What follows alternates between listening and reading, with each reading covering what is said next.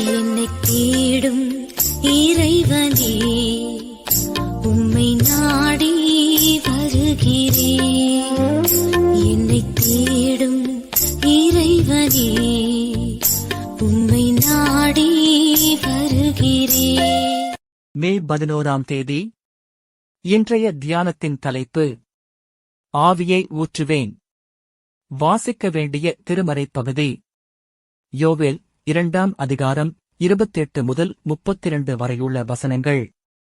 கர்த்தருடைய நாமத்தை தொழுது கொள்கிறவன் எவனோ அவன் ரட்சிக்கப்படுவான். யோவேல் 2 32 வசனம். இன்று நாம் வாசித்த 5 வசனங்களும் வேதத்தில் மற்றுமோர் இடத்தில் அப்படியே சொல்லப்பட்டுள்ளன. யோவேல் சொன்ன இந்த தீர்க்கதரிசனம் நிறைவேறிய போது பேதுரு அப்போஸ்தலர் இது எப்படி நிறைவேறிற்று என்பதோடு முதலாக நற்செய்தியையும் கூறுகிறார்.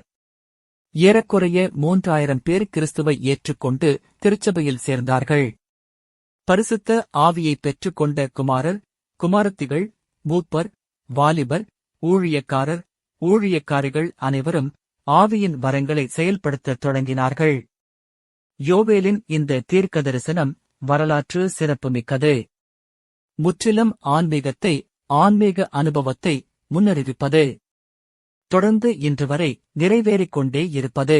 30, 31 ஆகிய 2 வசனங்களிலும் சொல்லப்பட்டுள்ள இயற்கைக்கு மாறான காரியங்கள் 2ஆம் வருகையின் போது நிறைவேறலாம். வெளிப்படுத்தல் 6:12 சூரியன் கருப்பு கம்பளியைப் போல கருத்தது, சந்திரன் இரத்தம் போலாயிற்று என்று கூறுகிறது.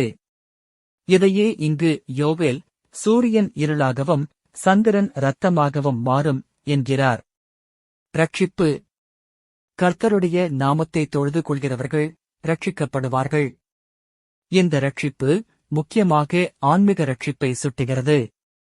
யூதேயா நாட்டிற்கு அன்று வரவிருந்த வறட்சியினின்று ரட்சிப்பு கிடைக்கும் என்றாலும் பாவ தண்டனையில் இருந்து மனிதருக்கு கிடைக்கும் ரட்சிப்பையே தீர்க்கதரிசி முக்கியப்படுத்துகிறார். குறிப்பாக கர்த்தர் வரவழைக்கும் மீதியாயிருப்பவர்கள் என்பது இஸ்ரவேல் அல்லாத மக்கள் யாவரையும் உள்ளடக்கும்.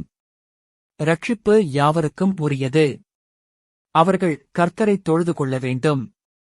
தீர்க்கதரிசனம் எனும்போது இனி நடக்கவிருப்பதை முன்னறிந்து சொல்வது என்றே பெரும்பாலும் பொருள் கொள்கிறோம். இத்தகைய தீர்க்கதரிசனம் தேவனை அறியாத மக்களுக்கு வியப்பூட்டி விசுவாசத்தை உண்டாக்கலாம். ஆனால் பவுல் 1 கொரிந்தியர் 14:2 சொல்கிறபடி ஏற்கனவே தேவனையும் கிறிஸ்துவையும் அறிந்தவர்களுக்கு பக்தி விருத்தியும் புத்தியும் ஆறுதலும் உண்டாகும்படி பேசுவதும் தீர்க்கதரிசனமே. இவர்களுக்குள்ளும் ஆவியின் வரங்கள் உள்ளன. யாவருக்குள்ளும் பரிசுத்த ஆவியானவர் வருவார். 2ஆம் வருகைக்கு ஆயத்தப்படுத்துவார். யாவருக்குள்ளும் பரிசுத்த ஆவியானவர் வருவார். 2ஆம் வருகைக்கு ஆயத்தப்படுத்துவார். ஜெபம். தேவனே, நீர் ஆவியாயிருக்கிறீர் என்பதை அறிவேன். எனக்குள் வாரும். என்னோடு பேசும். என்னை வழிநடத்தும். ஆமென்.